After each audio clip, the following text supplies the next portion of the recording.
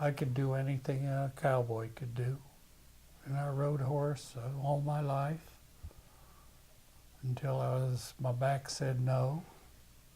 And it was a period of the glamour business of the cattle business.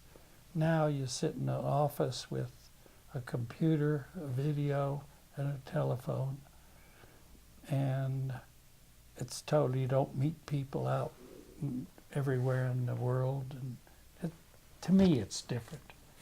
But they most probably make a better living. This is a branding iron with our brand LAZD, which is my father's initials. We actually had a few brands. The wine glass, which was an old famous brand, and Quarter Circle D. But we would brand them to put in pens so we'd know what pen they came from. Or if we're running them on a ranch and they would possibly get commingled with somebody else's cattle, we could differentiate which were ours and theirs.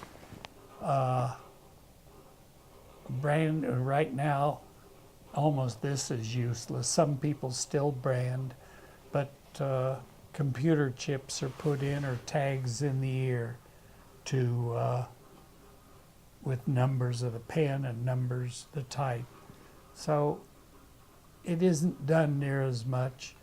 It was done in the old times when they would build a fire and hot up an iron and brand them.